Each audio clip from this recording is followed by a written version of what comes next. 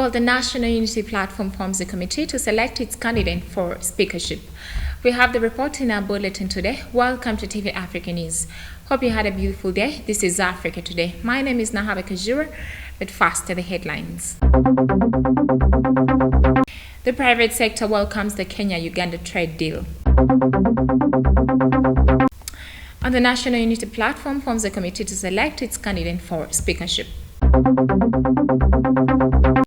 And crime drops by 9% in the new annual police report for the year 2020. And Zimbabwe prisoners released amidst overcrowding during the COVID-19 pandemic.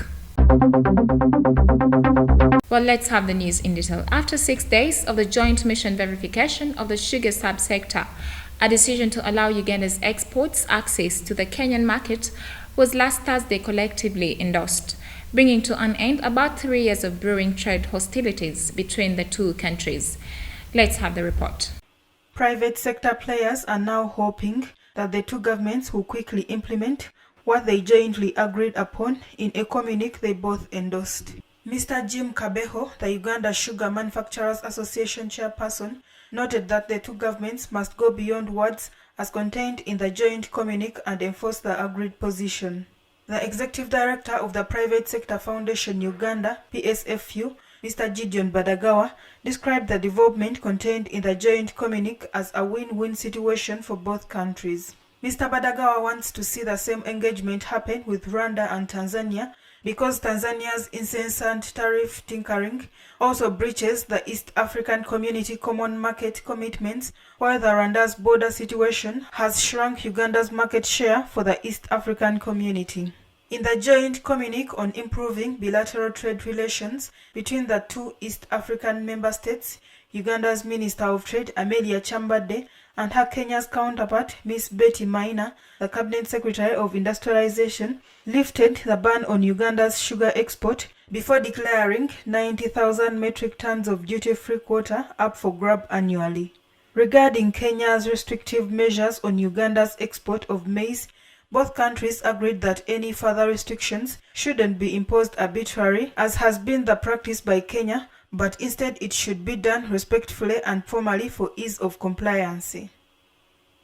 Well, thank you so much, our reporter. Now, unofficial police figures indicate that there were 195,931 cases reported across the country in 2020 compared to those in 2019, indicating a decrease in reported criminal cases by 8.9%. This was in the police annual report of 2020. We have the report. The volume of crimes has dropped by more than 7% in 1 year compared to the previous one. This is attributed to restrictions on movement of persons and vehicles and closure of businesses as measures to contain the spread of coronavirus. From March to December 2020, the country was under lockdown. Heavy deployment of security personnel has also contributed to the drop of the crimes. The closure of businesses such as bars reduced crimes like common assault, obtaining money by false pretense, and threatening violence. Such crimes contribute more than 30% of the total volume of crimes committed annually. The report also shows a drop in traffic and road safety incidents, especially among bodabodas and public service vehicles, given the fact that many cars were parked during lockdown. While handing over to Major General Paul Lokech in December last year, the former Deputy Inspector General of Police, Major General Sabit Muzei, said he left with a reduced volume of criminality. Well, thank you so much, our reporter. Now, the National Unity Platform has formed a 5-member committee to research on who the party should back for the speakership race in Parliament. We have the report. The committee, according to sources who attended the closed-door session during the retreat in Jinja on Saturday, has been given 2 weeks to revert to the members with a detailed report in their next retreat. According to the source, the team will be led by Party Secretary General David Lewis Lubongoya, deputized by Mukono Municipality MP Betty Namboze and party spokesperson Joel Senyonyi, as well as another MP who was not named. Mr. Senyonyi confirmed the formation of the committee but declined to name the members, citing the sensitivity of the work they are going to do. The speakership race has so far attracted 4 candidates, including Ms. Kadaga and her deputy Jacob Olanya, who are both from the ruling NRM party. Others, all from the opposition, are Mr. Semuju and Bukoto Central MP-elect Robert Sebamala of the Democratic Party. If NUP doesn't front their own candidate, then the 57 MPs elected on the party ticket will likely throw their weight behind the individual endorsed by the party leadership in the 11th Parliament. In less than a month, the new parliament will be sworn in as NUP will take over from FDC as leaders of the opposition, who will be charged with naming the shadow cabinet as well as accountability committees in the House.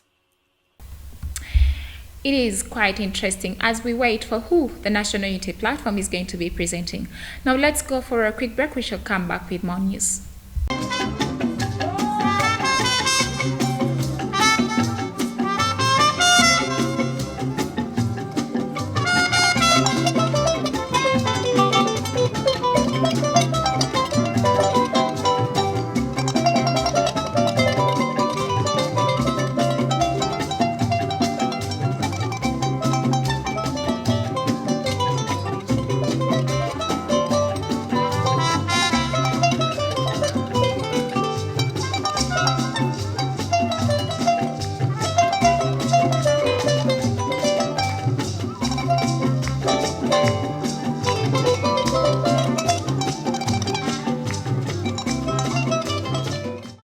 Welcome back from the break. You're still watching TV Africa, the right to know. Now, in our international news today, Zimbabwe has begun releasing about 3,000 prisoners under a presidential amnesty aimed at easing congestion to reduce the threat of COVID-19 in the country's overcrowded jails. We have the report. About 400 prisoners were released from Chikurubi prison and other jails in the capital Harare on Saturday, with more coming from other prisons countrywide. Zimbabwe's prisons have a capacity of 17,000 prisoners, but held about 22,000 before the amnesty declared by President Emmerson Mnangagwa. All females imprisoned for non-violent crimes and who served a third of their sentences are to be released, as well as disabled persons convicted of non-violent crimes. Mnangagwa also commuted death sentences to life sentences for many prisoners on death row. Zimbabwe still has the death penalty but has not hanged anyone in years. Well, thank you so much, our reporter. Now, the Senegalese judiciary has refused to request for the release of the former Chadian president, Hissène Habré, sentenced to life imprisonment by an African court in Dakar for crimes against humanity, according to his lawyers. Let's have the report. Hissène Habré, 79, who was the leader of Chad from 1982 to 1990, was sentenced on May 30th, 2016 to life imprisonment after an unprecedented trial in Dakar after being found guilty of crimes against humanity, rape, executions, slavery, and kidnapping. A Chadian Commission of Inquiry put the number of victims of repression under the Habré regime at 40,000. Overthrown in 1990, the former Chadian president found a refugee in Senegal, where, under international pressure, the conditions for his trial were created. He was arrested there in 2013 and charged by a special court set up in cooperation with the African Union. Since his conviction, he has been serving his sentence in a prison in Dakar. Well, thank you so much, our reporter. Now, Congo's President Denis Nguesso took the oath of office for another term, extending his 36-year accumulated rule. Our reporter has more. Sassou Nguesso, sworn in the capital Brazzaville, begins a new 5-year term, one with a mighty challenge to curb its reliance on revenue from oil and to grow more food. Congo, a land of 5 million people that abuts the vast Democratic Republic of Congo, has recently had some good economic news. Things are looking up in its oil capital Pont-Noir, with production reaching a record 350,000 barrels per day, even as global oil prices have risen to almost $65 or 54 euros per day. Crude oil constitutes the country's primary wealth, earning 1.65 billion euros in 2018, according to the Extractive Industries Transparency Initiative, a global watchdog. Well, thank you so much, our reporter. Now, opponents of Myanmar's junta announced a national unity government on Friday, including all state members of parliament and leaders of anti-coup protests and ethnic minorities, saying their aim was to end military rule and restore democracy. We have the report. Myanmar has been in turmoil since the February 1st coup that ousted a civilian government led by democracy champion Aung San Suu Kyi, which had held power for 5 years and was starting its second term after a landslide election victory in November. People have taken to the streets day after day to demand the restoration of democracy, defying crackdowns by the security forces, in which more than 700 people have been killed, according to a monitoring group. At the same time, political leaders, including ousted members of parliament from Suu Kyi's party, have been trying to organize to show the country and the outside world that they are not the generals or the legitimate political authority. Well, let's go for a quick break. We shall come back with our business news.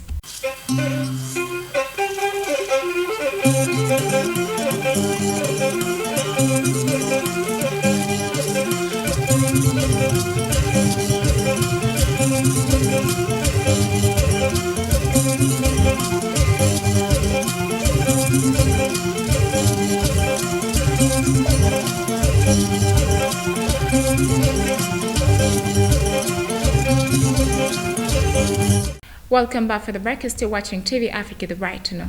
Now, in our business news today, Sudanese Prime Minister has invited his Egyptian and Ethiopian counterparts for a closed meeting discussion about filling of the Grand Ethiopian Renaissance Dam. We have the report. Ever since construction began in 2011, Egypt has regarded the dam as an existential threat to its water supplies, while Sudan fears its own dams would be harmed if Ethiopia fills the reservoir without a deal. In his statement late Tuesday, the Prime Minister Abdallah Hamdok invited his Egyptian counterpart Mustafa Madbouli and Ethiopian counterpart Abiy Ahmed to a summit within 10 days to elevate the negotiations regarding GAD. Last week, Ethiopia offered to share data with Egypt and Sudan, but the proposal was rejected by Khartoum and Cairo, which complained of fallacies in the figures and an unacceptable tendency by Addis Ababa to take unilateral steps.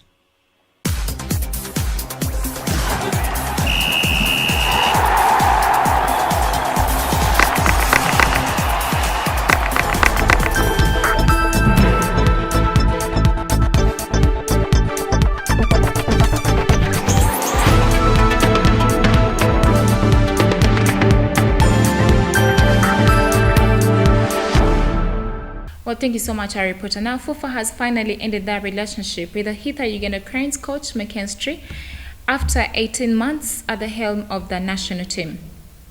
We have the report. The 35-year-old, who started his 3-year contract in September 2019, departs Uganda having won 2 in every 3 games played, recording a 67% win rate from the 18 games he has overseen. McKinstry won 12 of those, drawing 3 and lose 3. In his 1 year at Cranes, McKinstry also gained Uganda to the Sekafa Senior Challenge Cup. The same year, he joined and he won it by winning all games, only the second time in Uganda history that was happening. McKinstry fortune started going south after losing to South Sudan in Nairobi, a game that ultimately changed Uganda's 2021 AFCON qualifying trajectory. But he stayed on to manage the Chan team in Cameroon, failing to go past the group phase. Ahead of the AFCON home qualifier against Burkina Faso, FUFA announced they had asked McKinstry to step aside and tasked his then assistant, Abdallah Mobiru, to oversee it and the final match away to Malawi. Katende Chabasinga, reporting for TV Africa. Now, before we end our bulletin, let's have a recap of our top stories. The private sector welcomes the Kenya-Uganda trade deal. And the National Unity Platform forms a committee to select its candidate for speakership. And And crime drops by 9% in the new annual police report for the year 2020. And Zimbabwe prisoners released amidst overcrowding during the COVID-19 pandemic. Well, thank you so much for watching with us from where we started. Don't forget to subscribe to our YouTube channel. We shall keep updating you. It is TV Africa, the right to know. This is Africa, and that was the news.